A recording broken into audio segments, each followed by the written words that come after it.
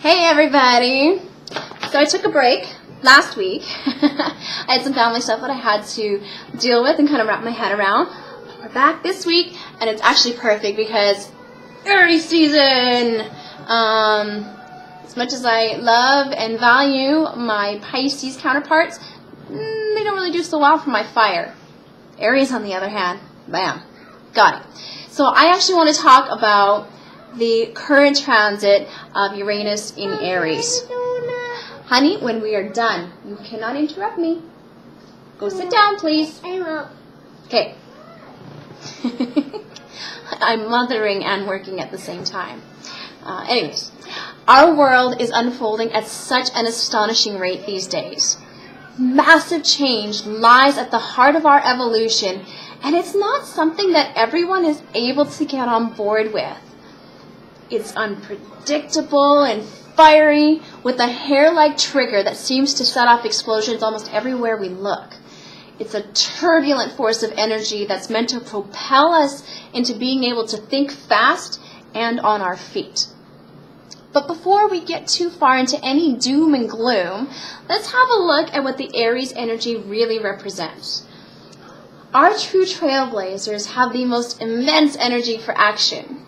I have a few of them in my life, one who's on her way shortly, and I gotta tell you, when I'm around them, I feel like I could rule the world. Aries is all trial and error. Natural rulers of the first house, it learns through experience. In fact, this is where we learn to develop our coping mechanisms for our instinctual reactions to our environment. We start to recognize our emotional reactions that are ignited as a response. It's our natural and uninhibited self. When we simply can't put up with anything any longer, it's a first house issue. It's our survival mechanism. We learn here that we don't get to say, I can't do this anymore, and then go ahead and do it anyway. The first house also governs the physical body, so when we go against our natural instincts, it will ultimately affect the physical body as well. In the story of Hercules, this is where it all begins. Zeus has an affair with a mortal and has Hercules as a result. Zeus's wife, Hera, is extremely upset and jealous over the bastard son that she is now forced to raise as her own. To punish Hercules, she and King Eurystheus devise a plan that tricks Hercules into thinking he's slaying enemies, when in fact he's actually slaying mere mortals. Then, to try and get him to make amends for his wrongdoing, the 12 tests are given to him, and all are meant to be the complete demise of the demigod. The 12 tests can actually be used to understand each and every sun sign and Hercules' eventual rise into recognizing his own divinity. Hercules is the representation or the metaphor for every human being. And each of these lessons is what we all go through in our own way to come to see the God within. The first task he was given was to capture the mares of Diomedes. Diomedes was the tyrant ruler of Thrace, a giant and cruel god who was also the son of Ares, god of war. And these mares just weren't any mares. They were man-eating with horrific tempers. The horses were wild, and Diomedes kept them chained, lest they eat someone that hadn't actually angered him. Hercules' first attempt at stealing the horses was thwarted by a soldier who caught him in the act. Diomedes, angered upon learning this, attacked Hercules. Hercules, being the stronger of the two, won. Hercules actually fed Diomedes to his own horses, which calmed and tamed them. He was then able to lead the horses back to Eurystheus. Pure luck and action and brute strength as a result of survival instincts were what got Hercules through his first test. The symbol for Aries is the ram. Most recognized for its horns, most often miss the fact that it's also a symbol of resurrection because of its fleece. When shorn, it grows back, providing an abundant supply. Aries is actually a special ram with golden fleece. Aries is the first sign of the zodiac, primal and egoic in its purest and most authentic form. There is no complication here.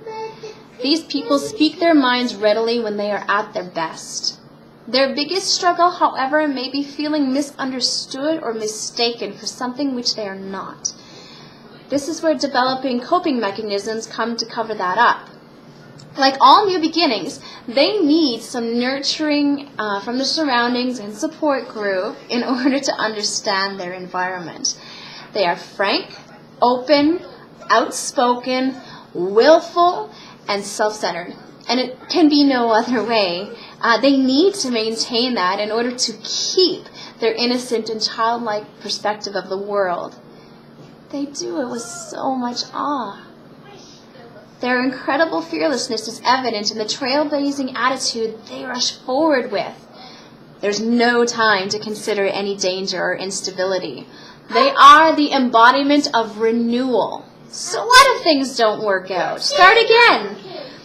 There is always a new horizon that promises another incredible tomorrow. Uranus in the sign Aries indicates a mission to blaze new trails in science and social reform. Freedom to act in our own way is of paramount importance. It's about having courage to be daring, take initiative, and tap into our resourcefulness. This sign makes us more blunt and outspoken. As one of the 3 outer planets that's considered to be the movers and shakers of the cosmos, along with Neptune and Pluto, the demand to change and refusal to live in the style of our parents or preceding generations is what we are facing now. Tradition goes out the window. Our spirit of adventure is strong, and what we need are new experiences in order to facilitate our evolution as a species. So the ultimate message? Get on board or you'll get left behind. And watch which board you're getting onto. Does it evoke the feeling of wonder and awe that Aries so readily offers the world? Or are you perpetuating fear? It's going to make all the difference. To honor the massive fire within, I think it's helpful to take a look at the following questions and answer them for ourselves. 1. What stagnant and outdated situations am I hanging on to that cause me to fear moving forward with confidence? Are they truly necessary for my present circumstance? 2. What are my coping mechanisms for responding to my environment's reaction to me as an individual? Are they healthy? Am I able to exercise authenticity and trust my instincts? And 3, am I maintaining a positive mental image on a regular basis? How we approach the new beginnings in our lives often sets the stage for the overall resonance of that experience. And if we crash and burn, it's not the end. It's most likely that we need to try again from another angle. Aries doesn't give up that easily, and they don't hang on to anything for very long for a reason. There's so much to do and so much to experience. Life is short. Eat dessert first. Have the wine. Have fun while you do it. Stay tuned for the rest of the week as I bring to light some awesome Aries reminders, discuss the Aries body parts, cranials, provide some resources to help you tap into the take action side of yourself. And at the end of the week, I'll share a blog about my own Aries grandmother who recently passed away and what I came to learn about her and through her. I'm Mandy Metz, your goddess of goodness. Make your week a sensational one.